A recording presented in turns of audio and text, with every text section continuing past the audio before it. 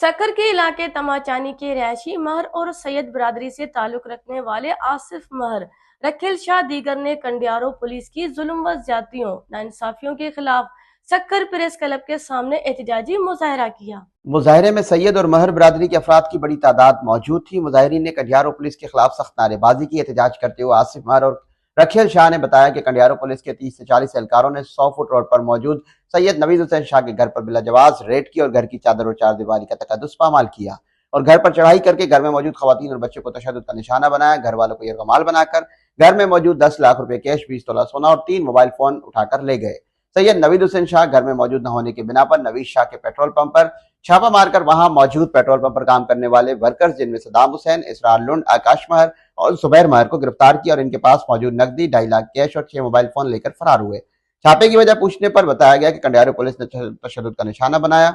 और full fry की धमकी देने लगे। मुजाहिरीन का कहना था कि पुलिस के इस रवैये की भरपूर अल्फाज में मजम्मत करते हैं और बाला हुकाम समेत वज़ीर आज़म पाकिस्तान, वज़ीर सिंध, आईजी सिंध से पुरजोर मुतालबा करते हैं कि वाक़े की शफाफ इंक्वायरी करके मुलविस अफसरान और पुलिस एहलकारों के खिलाफ सख्त कार्रवाई अमल में लाई जाए और हमारे गिरफ्तार पंप के वर्कर्स को फिलफौर बाहिफाजत बाजियाब करवाया जाए और लूटा गया सामान, सोना, कैश और मोबाइल वापस दिलवाए जाए।